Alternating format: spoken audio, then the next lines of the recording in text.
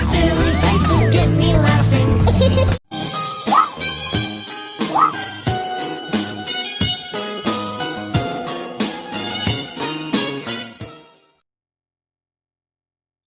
एक बाग में ढेर सारी चींटियों का घर था। वो मिलजुल कर रहती थीं और हर काम में एक दूसरे की मदद करती थीं।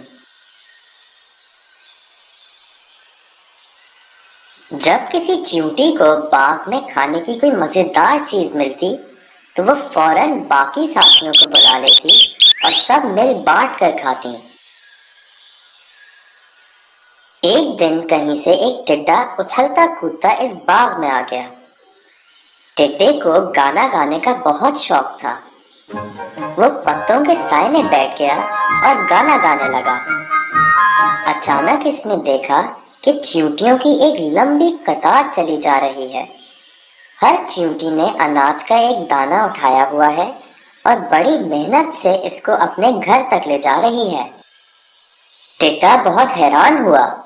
इसने चींटियों से पूछा, बहनों, तुम इतनी सख्त गर्मी में ये मेहनत मुशक्कत क्यों कर रही हो? यहाँ छांव में आकर बैठो और मेरी तरह आराम करो। आओ, मैं तुमको एक खूबसूरत गाना सुनाता हूँ। चींटियों ने टिड्डे को समझाया, भाई टिड्डे, सर्दी के मौसम में खाना ढूंढना मुश्किल हो जाता है, इसीलिए हम सर्दियों के लिए खाना पहले से जमा कर लेते हैं। टिड्डे ने जवाब दिया, मैं तो इतनी तेज धूप में काम नहीं कर सकता, मैं बस आराम करूंगा।